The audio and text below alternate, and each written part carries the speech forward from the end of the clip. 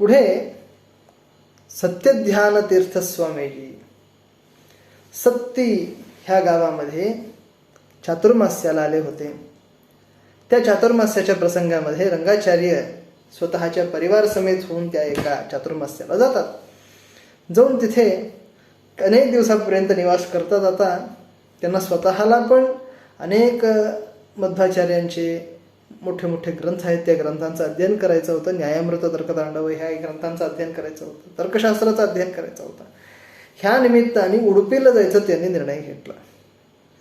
उडुपीला जाण्याकरिता निर्णय घेऊन त्यांनी उडुपीमध्ये त्यावेळेसच्या काळामध्ये सोदे वादिराज मठाचा पर्याय चालू होता. त्यावेळेसचे स्वामी म्हणजे श्री विश्वेंद्र तीर्थ स्वामी. त्यांचा पर्याय चालू असताना रंगाचार्य त्या एका उडुपीला जातात. गेल्यानंतर तिथे विशेष रीतीने न्यायशास्त्र अध्ययन करण्याकरिता अनेक ग्रंथ अध्ययन करण्याच्या अपेक्षेने तिथे गेलेले असतात. गेलेले असताना 1928 ते 1929 ह्या एका वर्षामध्ये उडुपीला जातात. उडुपीमध्ये फार मोठे असलेले विद्वान पडमन्नूर नारायणाचार्य अशा प्रकारे त्यांचं नाव होतं आणि कट्टे श्रीनिवासाचार्य अशा प्रकारे नाव होतं. यांच्याकडे अध्ययन करण्याकरिता प्रतिनित्यही श्रीनिवासाचार्य जात होते. जात असताना तिथेच एक पाठशाला होती, संस्कृत पाठशाला. त्या संस्कृत पाठशालामध्ये अभ्यास करण्याकरिता ह्या गुरुराजाचार्यांना सुद्धा पाठवत होते. तिथे 6व्या गेल्यानंतर ह्यांचं वय आणि ह्यांची बुद्धिशक्ती आणि त्यांना जे पाठ झालं हे सगळं बघितल्यानंतर परत एकदा त्यांना 5व्या कक्षेमध्ये पाठाला बसवलेले होते आणि त्यांनी पास झालेले आहेत हे बघून त्यांना गिफ्ट म्हणून, पारितोषिक म्हणून चांदीचं एक ताट त्यांना दिलं गेला होता. चांदीचं ताट नाही, चांदीचं एक छोटंसं ग्लास त्यांना दिलं होतं त्यावेळेसच्या काळामध्ये अशा प्रकारे म्हणतात. त्यावेळेस त्यांचं वय 12 वर्ष होतं. गुरुराजाचार्यांचं वय 12 वर्ष होतं. प्रतिनित्यही चौकी, तिथे जेवण आणि गुरुराजाचार्यांचं पण तसं बघायला गेलं तर फार काही असं स्वास्थ्य काही चांगलं नसायचं. त्यांचे जे कर्जगीमध्ये असलेले जे कोणते पण मित्र होते ते सांगत होते, म्हणजे इतर लोकांच्या समोर बोलत असताना काय बोलत होते म्हणजे गुरुराजला बघितलं तर सारखं त्याच्या कानामध्ये कापूस, एक मफलर, एक शाल एवढं पांघरूनच सतत बसून राहायचं. इतकं त्यांना आरोग्याची समस्या असायची. ह्या प्रकारे आरोग्याची समस्या असल्यामुळे परंतु बुद्धीच्या विषयी मात्र फार कुशाग्र व्यक्ती होते अशा प्रकारे म्हणतात. आणि तिथे उडुपीमध्ये हयग्रीवाचार्य आणि पांडुरंगी कृष्णाचार्यांचे शिष्य अनंत कृष्णाचार्य नावाचे एक व्यक्ती होते. त्या एका व्यक्तीकडे प्रतिनित्य उडुपीच्या पाठशाळेमध्ये रंगाचार्य शिकायला जात होते. त्यांचा पाठ तर्कतांडवाचा पाठ चालायचा आणि अशा वेळेस त्या मुलाला गुरुराजाचार्यांना स्वयं रंगाचार्य त्यांना बसवून घेऊन प्रमाण पद्धती, तत्वसंख्यान, तत्वविवेक, भेदोज्जीवन, मायावाद खंडन, वादावली इत्यादी अनेक ग्रंथांचं पाठ त्यांना सांगतात. सांगितल्यानंतर त्या सगळ्या ग्रंथांची उपस्थिती त्यांना सगळं काही बुद्धिगत होतं म्हणतात. अक्षरशः त्यांची स्मरणशक्ती इतक्या अद्भुत प्रकारची होती, त्याच्याबद्दल आपण निदर्शन सांगायचं म्हणलं तर त्यांचे ग्रंथ आपण बघू शकतो. त्यांचे ग्रंथ तर आहेतच. माझे गुरु मुंबईचे माहुली आचार्य एकदा त्यांना एकांतामध्ये बसलेला असताना त्यांना एकदा विचारलं ते, स्वामी आपण पूजेला बसलेला असताना नैवेद्य करताना, मग नैवेद्य करताना तुम्ही कशा प्रकारचं चिंतन करत असता याच्याबद्दल थोडंसं आम्हाला सांगा, विचार सांगा. म्हटल्यानंतर स्वामींनी अगोदर म्हणलं तसं सगळं सांगायचं नसते, नाही ते सगळं सांगणार नाही म्हणले. परंतु स्वामींना माझ्या गुरूंवर फार अभिमान, मुंबईचे माहुली आचार्य म्हणजे त्यांना त्याच्यावरती फार अभिमान होतं.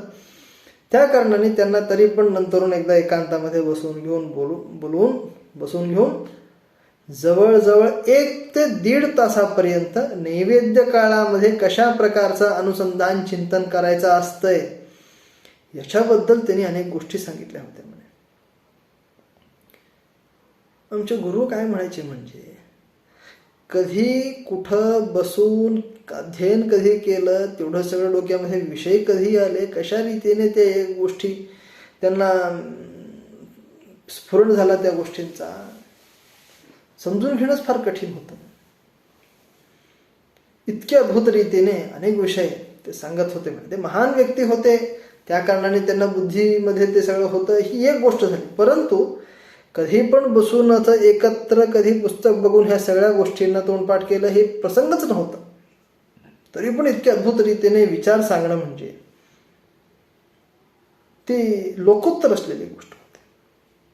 साधारण एखादा व्यक्ती हे सगळं करणं शक्य नाही, अशा प्रकारे म्हणतात. त्यानंतर उडुपीमध्ये असताना ह्या सगळ्या ग्रंथांचं अध्ययन केलेलं आहे. पुढे पडमन्नूर नारायणाचार्य, त्यांचा मुलगा बन्नंजय रामाचार्य अशा प्रकारे होतं. ते आणि हे गुरुराजाचार्य, गुत्तर गुरुराजाचार्य, दोघं पण समान वेश, समान भूषण आणि समान प्रकारचं त्यांचे सगळे विचार असायचे. अशामध्ये ते सगळे लोक तिथे अध्ययन करतात. अध्ययन केल्यानंतर तिरुपतीमध्ये SMSO सभा, श्री मध्व सिद्धांत उन्नाहिनी सभा अशा प्रकारची एक सभा सत्यपराक्रम तीर्थाने 1936 ह्या साली सुरू केली होती. 1936 ह्या साली त्यांनी जे सुरू केलेली मध्व सिद्धांत उन्नाहिनी सभा जी आहे, ह्या सभेचा त्यावेळेस अजून चांगल्या रीतीने 1936 का काहीतरी आहे ते डेट जे आहे पुढे 1878 ह्या एका साली मध्वसिद्धांत उन्नाहिनी सभा त्या सत्यपराक्रम तीर्थाने सुरुवात केली. तर ह्याला विशेष रीतीने ह्याला एक स्थान म्हणून निर्माण केलेलं सत्यज्ञान तीर्थाने. त्या कारणाने तिरुचानूर पद्मावतीचं जे देवस्थान आहे तिथेच जवळ मोठी सभा आहे. त्या तिरुचानूरच्या सभेमध्ये कंची सुब्बराय नावाचे एक व्यक्ती होते. त्यांना बोलवून स्वामींच्या आज्ञेच्या अनुसार तिथे मोठं एक भवन निर्माण केलं गेलं आणि तिथे SMSOची सभा व्हायची. होत असताना एखाद दिवशी काय झालं म्हणजे, 1 वर्ष 2 वर्ष रंगाचार्य आणि हे गुत्तर गुरुराजाचार्य सगळे त्या सभेमध्ये गेले आल्या वेळेस एखाद दिवशी त्यांना बघून ते 3ऱ्या वर्षी मात्र सत्यज्ञान तीर्थ स्वतःहून त्या एका पाठशालेला एकदा त्या सभेसाठी म्हणून आलेले होते. आलेलं असताना गुत्तर गुरुराजाचार्य आलेला बघून आणि गुत्तर रंगाचार्यांना बघून त्यांनी सांगितलं की तुम्ही आता ह्यापुढे इथंच राहायचं, तिरुचानूरमध्ये राहायचं आणि इथेच तुम्ही त्या सगळ्या पाठशाळा काढणार आहेत. पाठशाळेमध्ये विद्यार्थी येतील, त्या सगळ्या विद्यार्थ्यांना तुम्ही पाठ सांगणे हे तुमची जबाबदारी आहे, अशा प्रकारे त्यांनी सांगितले. स्वामींची आज्ञा ज्या दिवशी झाली त्यावेळेस 1935 ह्या साली त्या एका मध्वसिद्धांत उन्नाहिनी सभेच्या पाठशालेमध्ये असलेल्या विद्यार्थ्यांना पाठ सांगण्याकरिता रंगाचार्य तिथे येतात. त्यावेळेसच्या काळामध्ये अनेक पंडित लोकांना तिथे बोलवलेलं होतं. सेतू माधवाचार्य, नदी तीर श्रीनिवासाचार्य, वट्टंगाड श्रीरंगरामाचार्य, कुंभकोण तरवी कृष्णमूर्त्याचार्य असे अनेक अध्यापक म्हणून तिथे नियमित केले गेले होते. त्यापैकी गुत्तर रंगाचार्य पण एक व्यक्ती होते. इथे तरवी कृष्णमूर्ती आचार्य म्हणून मी एक नाव सांगितलं होतं. ह्यांची कथा थोड्याच वेळामध्ये पुढे येणार आहे. हे जे तरवी कृष्णमूर्ती आचार्य आहेत ह्यांच्याकडे गुरुराजाचार्य तर्कशास्त्राचं अध्ययन करतात. विसीम असलेलं पांडित्य, अद्भुत रीतीने तर्कशास्त्राची विद्वत्ता त्यांच्यामध्ये होती, अशा प्रकारे म्हणतात. माझे गुरुजी हे एक गोष्ट सांगत होते. सत्यप्रमोद तीर्थ स्वामी श्रीमन्यायसुधा ग्रंथाचं पाठ सांगत असताना नवीन नवीन प्रकारचे अद्भुत असलेले अपूर्व असलेले परिष्कार सांगायचे. परिष्कृत रीतीने ते सुधाचे अनेक गोष्टी ते सांगत होते. ह्या गोष्टींचं जर आपण संकलन केलं असतं तर हजारो प्रकारचे परिष्कार होते म्हणे. त्या सगळ्या हजारो प्रकारच्या परिष्कारांना जर एकत्र जर केलं गेलं तर ते सगळे परिष्कार त्या सुधाचे नवीन प्रकारचे टिप्पणीच्या रूपामध्ये बाहेर आले असते. परंतु काय की त्यावेळेसच्या काळामध्ये स्वामी व्हॅनमध्ये जात असताना व्हॅनमध्ये बसणार, सत्यप्रमोद तीर्थ वर व्हॅनमध्ये सीटवर बसणार, खाली त्यांच्या पायाकडे माझे गुरुजी बसणार. काहीतरी एखादा विचार आला की त्याच्यामध्ये सत्यप्रमोद तीर्थ परिष्कृत रीतीने त्याचं उत्तर देणार. लिहून घ्यायला पुस्तक नसायचं त्यांच्याकडे, त्या कारणाने ते सगळ्या गोष्टी तशाच प्रकारे राहून गेले. नाहीतर ते फार अपूर्व असलेले विषय असायचे. अशा प्रकारे माझे गुरु ही गोष्ट अनेक वेळेस माझ्यासमोर सांगितलेलं, आमच्या समोर, सगळ्या शिष्य लोकांच्या समोर सांगितलेलं मी अनेक वेळेस ही गोष्ट ऐकलेली आहे. ह्या प्रकारे 1935 ह्या साली तिथे पाठ सांगण्याकरिता आलेले होते. अशा वेळेस गुरुराजाचार्यांना 14 ते 15 त्यांचं वय होतं. त्यावेळेसच्या काळामध्ये सत्यज्ञान तीर्थ रंगाचार्यांना 25 रुपये पगार देत होते. 25 रुपये पगार. आणि एवढंच नसता, त्याच्याबरोबर 2 शिष्य लोकांचं त्यांना पालनपोषण करण्यासाठी म्हणून एका शिष्याला पर हेड 5 रुपये असे 2 लोक ते बघून घेत होते. त्या कारणाने त्यांना 10 रुपये, टोटली 35 रुपये महिना त्यांना पगार देत होते. एकदा रंगाचार्य स्वामींना भेटण्याकरिता बागलकोटला महासमाराधना होते. त्यावेळेस गेल्या वेळेस स्वामींनी त्यांना बोलवून सांगितलं की बघा, शिष्य लोकांना सगळ्यांना तुम्ही व्यवस्थितपणे बघत आहेत, फार चांगली गोष्ट आहे, तुम्हाला कष्ट व्हायला नको, त्याच्यासाठी म्हणून मी तुमची पगार वाढवण्याचा मी विचार करत आहे म्हणून सांगितले. त्यावेळेस गुरुराजाचार्य काय म्हणायचं, पगार वाढवतो म्हणलं तर सगळ्यांना खुशी होते, परंतु ह्यांचं निस्पृह असलेलं जीवन कसं होतं, म्हणजे ह्यांचे विचार किती विचित्र होते, विचित्र म्हणजे अद्भुत होते. पैसा देतो म्हणलं तर नको, एवढ्यामध्ये आमचं पोट भरतंय म्हणणारे व्यक्ती रंगाचार्य म्हणजे. त्या कारणाने 35 रुपयामध्ये 25 रुपयामध्ये आमचं सगळ्यांचं पोट भरून जेवण होतंय, सगळं काही भागतंय. 10 रुपये काढून मी बँक बॅलन्स करून ठेवत आहे, आम्हाला दुसरं कशाची पण गरज नाहीये स्वामी, अशा प्रकारे ते म्हणत होते. ह्या प्रकारे विरक्त, अल्पतृप्त असलेले, अद्भुत असलेले जीवन त्यांचं होतं. अशा प्रकारे आपण ऐकतो. गुरुराजाचार्यांचं अध्ययन चालू असताना श्रीमुष्ण माधवाचार्य, सेतू माधवाचार्य व्याकरण पाठ सांगायचे. कुंभकोणचे तोरवी कृष्णमूर्ती आचार्य हे तर्कशास्त्राचा पाठ सांगत होते. हे जे तोरवी कृष्णमूर्ती आचार्य आहेत, त्यावेळेसच्या काळामध्ये मैसूरमध्ये धारापुरम कृष्णमूर्ती आचार्य म्हणून फार मोठे विद्वान, तर्कशास्त्राचे निस्सीम विद्वान, महापंडित, त्या विद्वानांचे हे शिष्य ह्या तोरवी कृष्णमूर्ती आचार्यांचे गुरु धारापुरम कृष्णमूर्ती आचार्य. आणि ह्या तोरवी कृष्णमूर्ती आचार्यांकडे अगोदर पूर्णपणे तर्कशास्त्राच्या सगळ्या ग्रंथांचं अध्ययन स्वयं गुरुराजाचार्य करतात. श्रीरंगरामाचार्य वेदांत पाठ घरामध्ये सांगत होते, त्यांच्या घरी जाऊन पाठ सांगणार, पाठ ऐकणार. ह्या प्रकारे जवळजवळ 3 वर्ष झाले होते. अशामध्ये रंगाचार्यांना कोणत्याही कारणाने एक प्रकारचा काहीतरी अनारोग्य, त्यांना काहीतरी त्रास व्हायला लागला. ह्याचा औषधोपचार करावा म्हणून ते लगेच धारवाडला आले. धारवाडला आलेलं असताना तिथेच जवळ सत्यज्ञान तीर्थ बेळगावला आलेले होते. स्वामींची भेट घ्यावी, मंत्राक्षता घ्यावी, त्यांचा अनुग्रह घ्यावा, ह्या निमित्ताने भेटण्याकरिता ज्यावेळेस स्वामींच्या जवळ गेले, बिघडलेली ह्यांची तब्येत बघून स्वामींनी त्यांना विचारलं, तर त्यांनी सांगितलं काय की झालेलं आहे, त्रास होत आहे, होत असते म्हणून अशा प्रकारे त्याला सहज त्यांनी सोडलं. तर स्वामी त्या गोष्टीकडे दुर्लक्ष करत नाहीत. सत्यज्ञान तीर्थ त्याच क्षणी पैसे देऊन वरखेडी नरसिंहाचार्य, पंडित वरखेडी नरसिंहाचार्यांना त्यांची जबाबदारी सोपवून सोलापूरला घेऊन जायचं. सोलापूरमधले डॉक्टर जे आहेत त्यांना दाखवा म्हणजे. खंडेराव नावाचे एक वैद्य होते.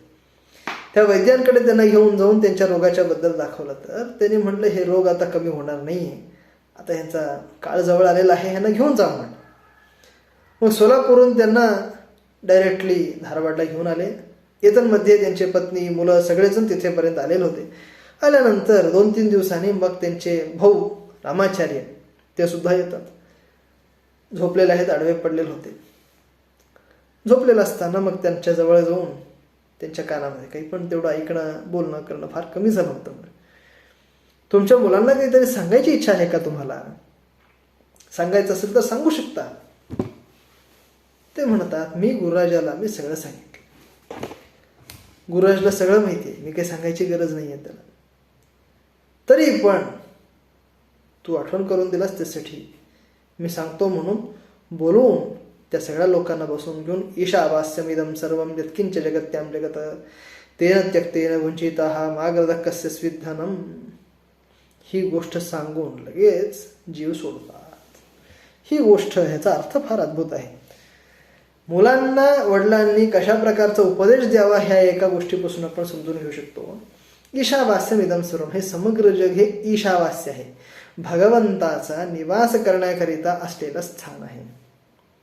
त्याच्यासाठी जग भगवंताने निर्माण केलेलं आहे. जगाच्या मध्ये भगवंत आहे, जगाच्या बाहेर भगवंत आहे. सगळ्या रीतीने जगाचा आश्रय आहे भगवंत. त्या कारणाने सगळ्या रीतीने भगवंतच सगळं काही देतो. ह्या कारणाने भगवंताला मात्र प्रार्थना करायची, त्याला सोडून दुसऱ्या कोणत्याही व्यक्तीला काही मागायचं नाही. हे तुमचं व्रत म्हणून तुम्ही धारण करा, अशा प्रकारचा उपदेश दिला. लगेच त्यांनी प्राण सोडलेला आहे. अशामध्ये गुरुराजाचार्यांना त्यांचं वय होतं 18 वर्ष. 15 वर्षाला गेले होते तिरुचानूरला. आता सध्याच्याला 3 वर्षानंतर त्यांच्या आरोग्याची समस्या होऊन ज्यावेळेस त्यांचे वडील वारले तर त्यांचं वय होतं 18 वर्ष. 18 वर्षाचे असताना मग पुढे काहीतरी करून त्यांचे 13 दिवसाचे सगळे क्रिया कर्म करून कर्जगीमध्ये त्यांच्या आई आणि 2 भाऊ आणि बहीण आणि त्यांची आत्या ह्या सगळ्या लोकांना, 4 लोकांना 5 लोकांना तिथे त्यांना सोडून पुन्हा तिरुचानूरला आले. आल्यानंतर जवळजवळ 5 वर्ष पूर्ण होईपर्यंत 5 वर्षापर्यंत अध्ययन करतात. एतन्मध्ये मुदकवी मध्वाचार्य नावाचे एक व्यक्ती होते. सहज घरी आलेला असताना वर्ष श्राद्ध झालं. मुदकवी मध्वाचार्य नावाचे व्यक्ती दिसले. त्यांना बघितलं. मग त्या सुभद्रा नावाची जी त्यांची बहीण आहे त्याचं लग्न करायचं म्हणून त्यांनी वरदक्षिणा म्हणून त्यावेळेसच्या काळामध्ये जे घरामध्ये त्यांचं 1 एकर जे शेत होतं ते शेत विकलं आणि त्याच्यामध्ये त्यांना जे पैसे मिळाले त्याच्यापैकी 400 रुपये वरदक्षिणा म्हणून दिले आणि उरलेले 400 रुपये त्याचा अन्नदानाचा खर्च त्यांनी उठवलेला आहे, केलेला आहे. खर्च करून त्यानंतर मग राहायला काही पैसे नाही आहे. मग आता कसं करायचं? उपजीवनासाठी होतं ते 1 शेत होतं, ते तर विकलं गेलं. मग आता कसं पोटाचा विचार काय करायचा? म्हणजे त्यावेळेस 300 रुपये होते घरामध्ये. कुठले 300 रुपये? म्हणजे सत्यज्ञान तीर्थ जे ह्या सगळ्या लोकांकरिता 35 रुपये पगार देत होते, त्याच्यामध्ये 25 रुपये खर्च होऊन 10 रुपये राहत होते. ते 10 रुपये बँक बॅलन्स म्हणून त्यांनी काढून ठेवलेलं होतं. ते 10 रुपये वर्षभरातले सगळे जमून 300 रुपये झाले होते म्हणजे. तर ते 300 रुपये ते सगळं काही त्या लोकांना देऊन त्यांचा सगळं विचार बघून त्यानंतर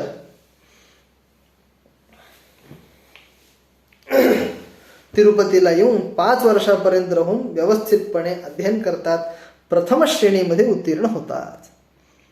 ह्यांचे सहपाठी म्हणजे कोटिकोंड गोविंदाचार्य, गार्लपाड सिंगनवल्ली बिंदाचार्य, HK रंगनाथाचार्य, चिक्कोडी कृष्णाचार्य इत्यादी अनेक लोक त्यावेळेस त्या पाठशालेमध्ये अध्ययन करण्याकरिता आलेले होते. आणि ह्या प्रकारे त्यांचं अध्ययन झालं. 1939 ह्या साली त्यांनी मद्रास युनिव्हर्सिटीमध्ये तर्कशास्त्राची परीक्षा दिली आणि परीक्षेमध्ये पास होऊन त्यांना तर्क शिरोमणी अशा प्रकारची पदवी दिली गेली आहे. ह्या प्रकारे प्रथम वर्गामध्ये फर्स्ट रँकमध्ये फर्स्ट पासमध्ये ते पास झाले. पास झाल्यानंतर ही गोष्ट त्यावेळेसच्या काळामधल्या स्वामींना कळली तर स्वामींनी बोलावून त्याचा सत्कार केला. अशामध्ये सत्यप्रमोद तीर्थ गुरुराजाचार्यांना सुधा इत्यादी ग्रंथांचं पण अध्ययन करायची इच्छा होती. मग काय करायचं? त्यावेळेसच्या काळामध्ये सत्यप्रज्ञ तीर्थ होते. त्या सत्यप्रज्ञ तीर्थांना त्यांनी गुरु मानून मठामध्ये जाऊन पंढरपूरमध्ये अनेक दिवसापर्यंत निवास केला आणि तिथेच त्यांनी सुधाचा पाठ त्यांच्याकडनं विशेष रीतीने अध्ययन केला आणि त्यानंतर पंढरपूरमध्येच त्यांचं सुधा मंगळ झाला. अशा प्रकारची गोष्ट इथे आपल्याला समजून सांगतात. आणि त्यानंतर जयाचार्य पांडुरंगी म्हणजे हे जे सत्यप्रज्ञ तीर्थ आहेत ह्यांची पूर्वाश्रमाची एक बहीण होती. त्या बहिणीचं नाव होतं सीताबाई. अशा प्रकारे ह्या सीताबाईच्या विषयी अनेक गोष्टी आपण समजून घेणं फार आवश्यक आहे. 7 स्वामीजींचा संबंध ह्या सीताबाईला होता म्हणून म्हणतात. सत्यवीर तीर्थ, सत्यधीर तीर्थ, सत्यज्ञान तीर्थ, सत्यध्यान तीर्थ, सत्यप्रज्ञ तीर्थ, सत्याभिज्ञ तीर्थ आणि सत्यप्रमोद तीर्थ असे 7 स्वामींचा संबंध त्यांना होता. कसं त्याला आपण पुढे समजून घेऊया. हे जे सीताबाई आहे, सगळ्या सवाष्ण असलेले जे कोणते पण मठाचे स्त्रिया होत्या त्या सगळ्यांना बघितलं तर हो, आम्ही ह्या एका बाईसारखं राहावं असं वाटावं, अशा रीतीने त्यांचं जीवन असायचं. अशा प्रकारचं त्यांचं जीवन असायचं आणि त्यांचे सगळे आचार विचार असायचे म्हणून म्हणतात. अशा अद्भुत रीतीचे विचाराचे ते जे सीताबाई होते त्यांना सोसलाबाई अशा प्रकारे सुद्धा त्यांना म्हणत होते. म्हणे सोसलाबाई नाही, सासलाबाई अशा प्रकारे त्यांना म्हणत होते, अशा प्रकारे म्हणतात. आणि त्यानंतर पुढे ह्यांना दोघं मुलं होते. म्हणे ह्यांचा विवाह जे आहे कट्टी गोविंदाचार्य, कुसनूर नावाचं एक गाव आहे, कुसनूरचे कट्टी गोविंदाचार्य म्हणून एक व्यक्ती होते. त्या कट्टी गोविंदाचार्यांच्या बरोबर त्यांचं लग्न झालेलं आहे. लग्न झाल्यानंतर ह्यांना दोघं मुलगा आणि मुलगी असे 2 संतान झालेलं आहे. मुलांचं नाव होतं कट्टी व्यंकण्णाचार्य आणि मुलीचं नाव होतं मंदाकिनी. ह्या मंदाकिनीचा विवाह सत्य ह्या गुरुराजाचार्यांच्या बरोबर करायचा अशा प्रकारे त्याने विचार केला होता. विचार करत असताना ह्याचा व्यवहार करण्याकरिता गुरुराजाचार्यांचे काका पुढे झाले होते. त्यावेळेसच्या काळामध्ये 400 रुपये वरदक्षिणा म्हणून स्वयं देऊन ह्या मंदाकिनीबाईचा विवाह त्या ह्यांच्याबरोबर केला होता. विवाहाच्या बद्दल सत्यप्रमोद तीर्थानं त्यावेळेसच्या काळामध्ये विचारलं तर त्यांनी जास्त काही त्याच्याकडे काही लक्ष दिलं नाही, परंतु त्यांच्या डोक्यामध्ये एक विचार होता. म्हैसूरमध्ये असलेले जे धारापुरम कृष्णमूर्ती आहेत त्यांच्याकडे जायचं आणि तर्कशास्त्राचं विशेष अध्ययन करायचं, हेच त्यांच्या डोक्यामध्ये होतं. त्या विचाराच्या अनुसारेनं श्री सत्यप्रमोद गुरुराजाचार्य विचारात असल्यामुळे जास्त त्या गोष्टीकडे लक्ष देत नाहीत. त्यांनी होकार दिलं की होकार म्हणले आणि त्यावेळेस 24 वर्षाचे होते. म्हणे सत्यप्रमोद गुरुराजाचार्य 24 वर्षाचे होते लग्न झाल्या वेळेस. 1941 ह्या साली त्यांनी मंदाकिनीबाईच्या बरोबर विवाह करून घेतलेला आहे. विवाह करून घेतल्यानंतर त्यांचं नाव रमाबाई अशा प्रकारे झालेलं आहे, अशा प्रकारे म्हणतात.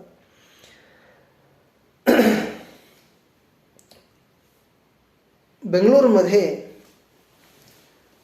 कोणत्या तरी कारणांतराने आलेले होते. अशामध्ये दोड्डाबळ्ळापुर वासुदेवाचार्य नावाचे एक व्यक्ती होते. HK रंगनाथाचार्य त्यांना भेटले, त्यांचे सहपाठी होते. त्यांना भेटून दोड्डाबळ्ळापुर वासुदेवाचार्य नावाचे एक मोठे विद्वान होते, त्यांच्याबरोबर त्यांना भेट झाली आहे. त्यांच्यासमोर ह्या गुरुराजाचार्याने सांगितलं, तोळूर आचार्य नावाचे एक व्यक्ती आहे, त्या तोळूर आचार्यांकडे जाऊन मी तर्कशास्त्राचं अध्ययन करावं असं मी विचार करत आहे, तुम्ही काय म्हणता? त्यांनी सांगितलं, तोळूर आचार्यांकडे कशाला जाता तुम्ही?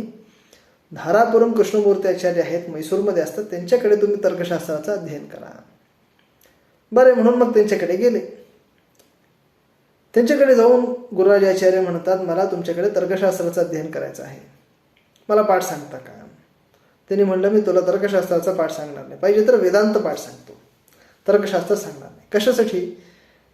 त्यांनी कारण सांगितलं नाही, परंतु ग्रंथकार एक कारण सांगतात. पूर्वी मी एक गोष्ट सांगितली होती, मध्वसिद्धांत उन्नाहिनी सभेमध्ये ज्यावेळेस गुरुराजाचार्य होते, तर त्यावेळेस तिथे तोरवी कृष्णमूर्ती आचार्य नावाचे एक व्यक्ती होते म्हणून म्हणले. ते ह्या धारापुरम कृष्णमूर्ती आचार्यांचे शिष्य आहेत आणि धारापुरम कृष्णमूर्ती आचार्यांकडे अध्ययन करण्याकरिता गुरुराजाचार्य जात आहेत. ही गोष्ट म्हणजे त्यांचा तोरवी कृष्णमूर्ती आचार्यांचा शिष्य गुरुराजाचार्य त्यांच्या गुरूंकडे धारापुरम कृष्णमूर्ती आचार्यांकडे अध्ययन करायला जात आहे, ही गोष्ट कळल्यानंतर पत्र लिहून त्यांनी पाठवलं की तो माझा शिष्य आहे, त्यांना तुम्ही पाठ सांगायचा नाही, तर्कशास्त्राचं पाठ तुम्ही सर्वथा सांगायचं नाही म्हटलं. मग त्यावेळेस शिष्यांमध्ये आणि गुरूंमध्ये कसल्याही प्रकारचं वैमनस्य व्हायला नको म्हणून ह्या कारणाने त्यांनी सांगितलं की मी तुला पाहिजे तर वेदांत पाठ मी सांगतो म्हणून सांगितलं. तर काही असू द्या, तुमच्याकडे शिकावाशी माझी इच्छा आहे म्हणून त्यांनी त्यांच्याजवळ गेले, राहायला लागले. राहत असताना धारापुरम कृष्णमूर्ती आचार्य त्यांना पाठ सांगत होते. परंतु थोड्याच दिवसामध्ये त्या गुरुराजाचार्यांच्या बुद्धीचा परिचय ज्यावेळेस त्यांना झाला अद्भुत असलेली त्यांची मेधाशक्ती काय आहे ज्या दिवशी त्यांना कळल्यानंतर मग त्याने विचार केला, यांना तर्कशास्त्र सांगावंच लागेल. सांगायचंच म्हणून त्यांनी निश्चय केला आणि प्रतिनित्य तिथे पाठाला जात होते. जात असताना जेवणाची काहीतरी व्यवस्था करणं आवश्यक आहे. मठामध्ये राहायचे. सत्यसंकल्प तीर्थ, सत्यसंतुष्ट तीर्थ त्यांचं वृंदावन, मूल वृंदावन तिथे आहे मठामध्ये असताना जेवणाची व्यवस्था म्हणून वारान्न म्हणून एक व्यवस्था होती. वारान्न म्हणजे वारातले 7 दिवस 7 लोकांच्या घरी, सदाचारनिष्ठ असलेल्या गृहस्थ असलेल्या व्यक्तींच्या घरी जाणार, जेवण करणं, अशी व्यवस्था ब्रह्मचारी असताना गुरुराजाचार्यांनी करून घेतली होती म्हणे. अशामध्ये 7 दिवस 7 लोकांच्या घरी जाणं थोडं कठीण गोष्ट आहे. कारण काय, लोक काही पण बोलतात. लवकर आलं तर आलात बघा, जेवायला आलात का असं म्हणणार. आणि जर थोडंसं विलंब जर केला त्यावेळेस पण लोक म्हणणार, आम्ही तुमच्यासाठी वाट बघत बसायचं असते काय, लवकर येता येत नाही तुम्हाला. म्हणजे लवकर आलं तरी समस्या, नाही तरी समस्या, अशा प्रकारे बोलणारे लोक असतात. अशा परिस्थितीमध्ये वारांना ही व्यवस्था करून घेऊन रोज जात होते म्हणे गुरुराजाचार्य. जात असताना अनेक लोकांच्या घरी जात होते आणि जाताना एखाद दिवशी काय झालं म्हणजे त्यांच्या हातामध्ये पाण्यासाठी म्हणून चांदीचा तांब्या ठेवून घेतला होता. फाटके तुटके कपडे, हातामध्ये चांदीचा तांब्या, हे बघून काही लोक म्हणायला लागले, तुम्ही खरंच गरीब आहेत का? हातामध्ये चांदीचा तांब्या घेऊन येता आणि तुम्ही गरीब आहेत असं मला तर वाटत नाही बाबा. असं म्हणल्यानंतर मात्र गुरुराजाचार्य त्या दिवशीपासून ते चांदीचा तांब्या आणायचं सोडूनच टाकतात आणि ठेवून अनेक दिवसापर्यंत मैसूरमध्ये राहून तिथे सविस्तर रीतीने कृष्णमूर्ती आचार्यांकडे तर्कशास्त्राचा विस्तार अध्ययन करतात.